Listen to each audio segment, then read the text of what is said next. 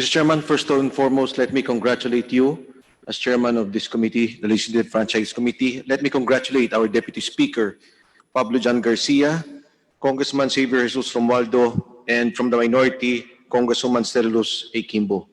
This is a very excellent report, Mr. Chairman. I've read it thoroughly. I therefore move to adopt the committee resolution. There's a motion to adopt. Mr. Chairman, Congressman Zarate. before we act on the motion to approve the technical working group, may I just raise some parliamentary inquiry as to the process of how this report came about. Well, the Deputy Speaker Garcia said they went through a process, no? And he mentioned that kinuha nila yung consensus ng members.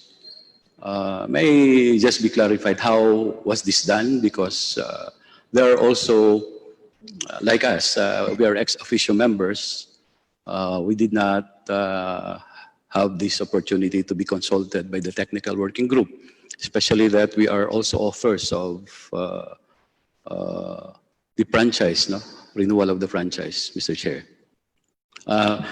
Kasi nabanggit na ito kahapon ng Chair, no? We did more than 100 hours of hearing, voluminous records, contentious issues, and I think it behooves upon this committee to be informed how exhaustive the discussion was to come up with this 40-page report by the technical working group, Mr. Chair.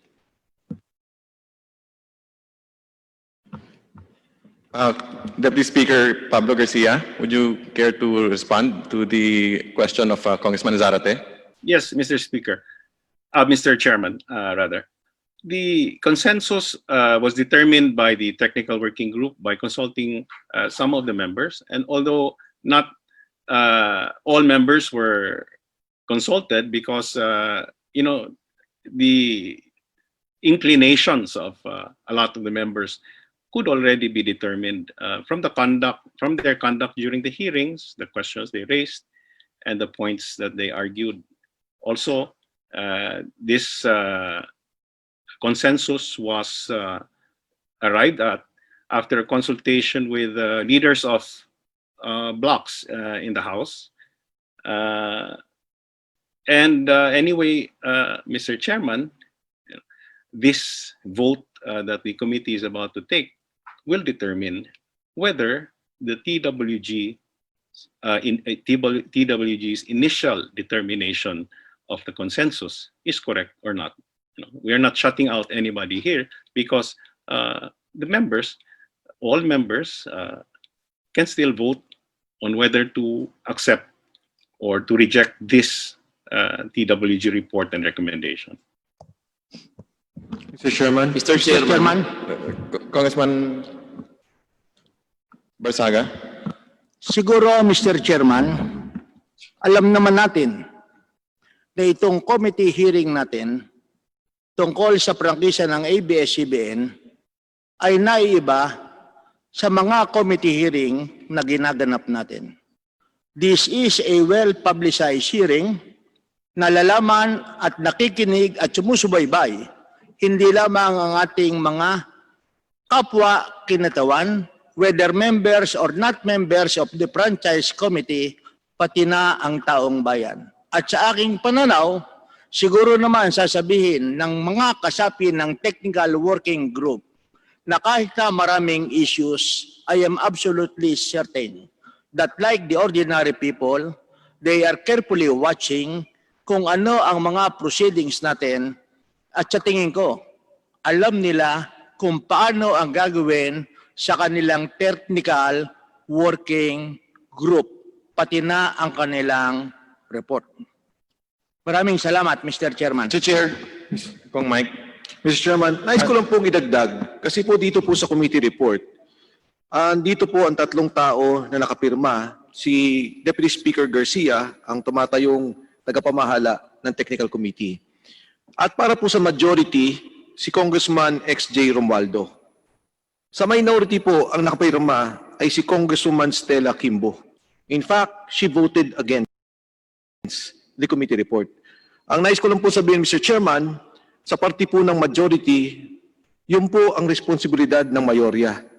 Sa minority, of which the Honorable Abante is our minority floor leader, which includes the Honorable Sorate, sila po ang dapat mag-usap sa minorya kung ano ang kanilang posisyon, kung meron man, Mr. Chairman. But as far as the majority is concerned, andito po nakapirma ang tatlo at may representasyon ang ating minorya. Thank you, Mr. Chairman. Thank you. That, Comsec, pwede po ba ninyo mabasa yung title ng ating committee resolution?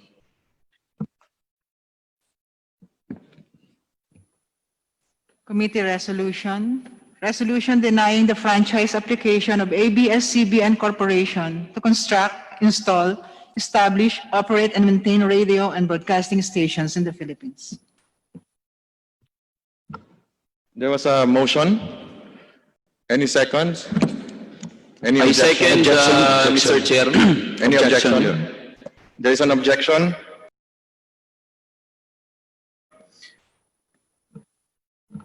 Given that meron pong objection, we will have to divide the House para po pagbotohan natin. We have 85... Mr. Chairman, point of clarification, Mr. Chair. Kong Alvarado. Mr. Chairman, maaari po bang malaman namin kung ilang boto ang kinakailangan para po pumasa ang committee resolution? Based po sa 85 na committee members at ex-officio members na present, ang kailangan po para manalo is 43. Majority po. 50% plus 1 po. Aba. Maraming salamat, Mr. Chair. Thank you. So, ngayon po, nais po nating i-remind, we would like to remind members na pagdating po sa voting natin, that a yes vote means that a member supports the adoption of the committee resolution, hence a denial of the franchise application of ABS-CBN Corporation. A no vote means that a member opposes the adoption of the committee resolution and hence favors the granting of the franchise application of ABS-CBN Corporation. Mr. Chair, Kong Jonathan? tama po ba na mga miyembro at ex-officio members lamang ang maaaring bumoto sa House resolution po na pagbobotohan natin ngayong tanghaling ito? Tama po, that is correct. Mr. Chair, kung tama po yun, ang ibig sabihin po, ang pagbobotohan natin dito ay hindi yung pagbibigay ng, ang pinagbobotohan po dito ay kung umaayon ka ba sa committee resolution o hindi. Ang committee resolution, Mr. Chair, ay nagsasaad na hindi dapat bigyan ng prangkisa ang ABS-CBN. Kung sa gayon, Mr. Chairman, para po sa kaalaman ng ating mga kasamang members at ex-officio members na boboto po ngayong hapong ito, kung po kayo ay mag-yes, ang ibig sabihin po ng yes na boto po ninyo ay sumasang-ayon kayo sa committee resolution na huwag bigyan ng prangkisa ang ABS-CBN. Kung naman po tayo o isa sa atin ay boboto ng no, ang ibig sabihin po ay tumataliwas tayo sa committee resolution, hindi tayo umaayon sa committee resolution at nais po ng membro na bigyan ng prangkisa ang ABS-CBN. Tama po ba yon, Mr. Chairman? Tama, Kong Jonathan, at maraming salamat sa napakalinaw na pag-explain. Maraming salamat, Idol Chairman Chicoy Alvarez. Mr. Chairman, Mr. Chair, Kong Abante.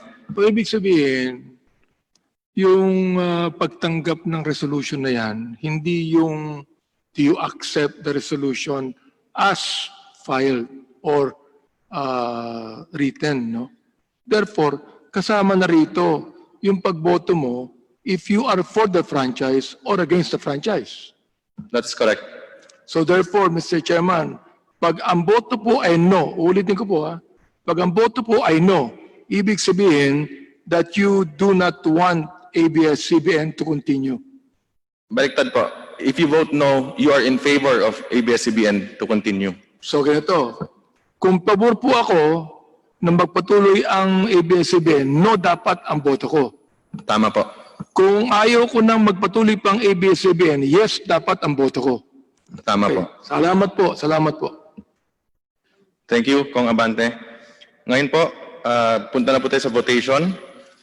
All those in favor of the adoption of the committee resolution denying the franchise application of ABS-CBN Corporation, please ask to be counted.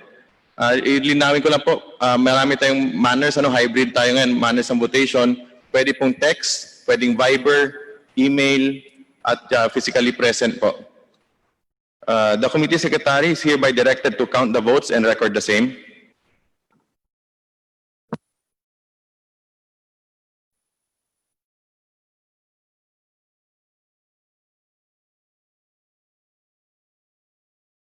Mr. Chair. Kung ongoing po yung pagbibilang po natin committee secretary. Itawagon ba isa-isa? Binibilang po muna yung sa Zoom, isa-isahin po natin, and then yung physically present, and then yung nasa nag-text po.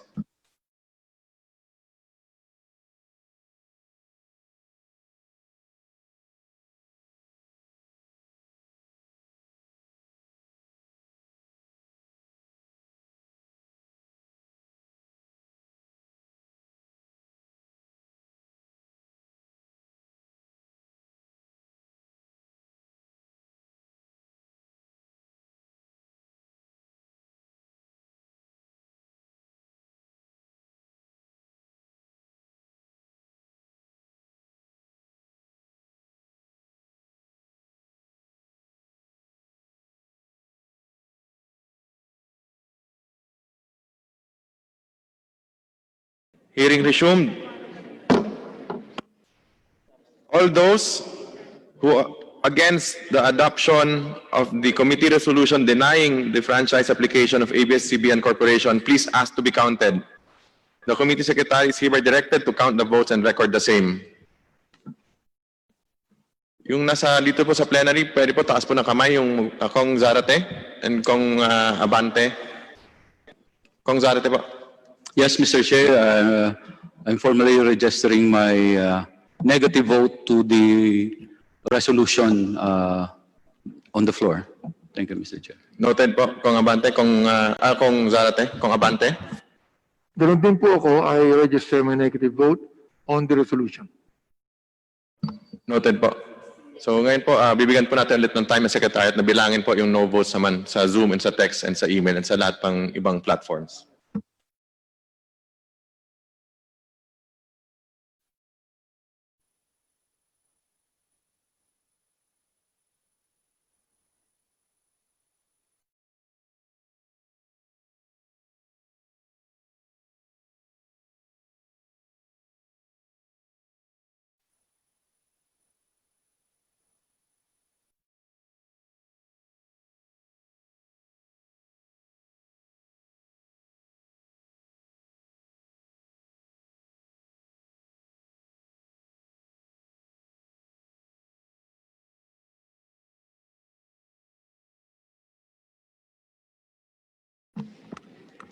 Hearing resumed.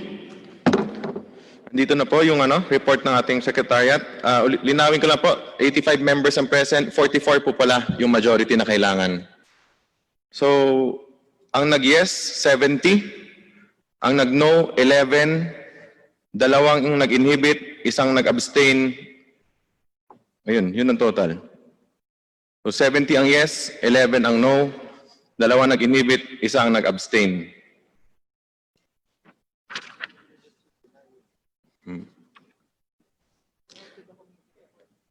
The resolution to deny ABS-CBN's franchise application is hereby adopted. Pursuant to Section 49 of the Rules of the House of Representatives, all House bills and House resolutions relative to the grant or renewal of the franchise application of ABS-CBN Corporation are hereby laid on the table.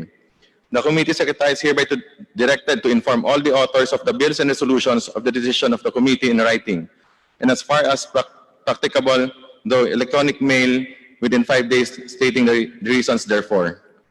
Mr. Chair, Mr. Chair, Kong Jonathan. point of clarification lang po.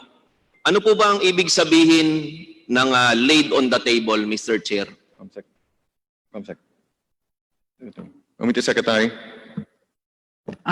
Para sir na siya, kill.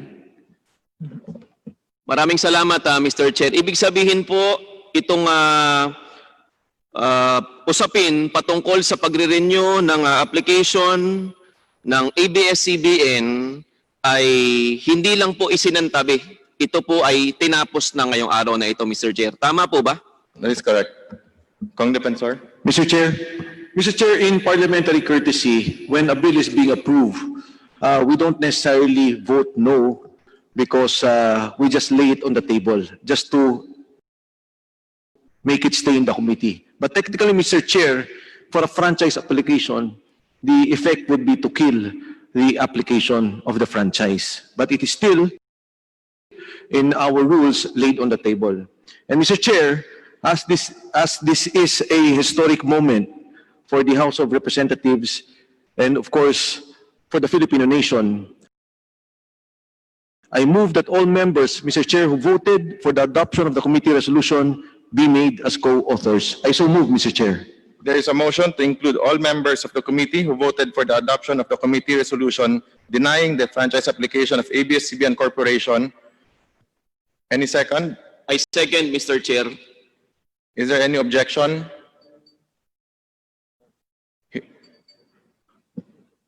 Who voted, not present? I'm sorry. I withdraw my objection. Without any objections, motion is approved. Mr. Chair, I Congressman. move that the committee adopt the other findings and recommendations contained in the technical working group report, Mr. Chair. There is a motion to adopt the other findings and recommendations contained in the TWG report. Any second? Second, Mr. Chair. Is there any objection? Hearing none, motion is approved. Mr. Chair, Kong Defensor? for purposes of transparency, I move that we authorize the chairman of the Committee on Legislative Franchises to release the TWG report and the adopted committee resolution to the public and other committees of the House. I so move, Mr. Chair. There is a motion. Any second? I second, Mr. Chair. Any objections? Hearing none, motion is approved. Mr. Chair, mukha pong tapos na ang usapin ngayong araw na ito. Mr. Chair, I move to adjourn. Mr. Chair, Mr. Chair, Kong Defensor? let me, before I second the motion, let me just congratulate you, also those who voted no. The members of the minority are all here. Those who have worked for the 11 hearings, the 12 hearings, Mr. Chair. Let me congratulate you, Mr. Chairman, again, and the TWG group. I second the motion, Mr. Chair. Mr. Chair, before we adjourn, Yes. I just want to be clarified if this committee report will still be. I just want to be clarified if this committee report will still be presented to the plenary, not anymore. Hindi na po. This is it, no? Okay. Mr. Chair, Kong Garin? Mr. Chair, we are in receipt of some text from fellow members from the minority who would like to insert explanation of their vote. Yes, Just a pwede moment. po isubmit na lang po sa committee. Thank you. Thank you, Mr. Chair. As there are no other matters to discuss and there's a motion to adjourn, duly seconded, hearing is adjourned.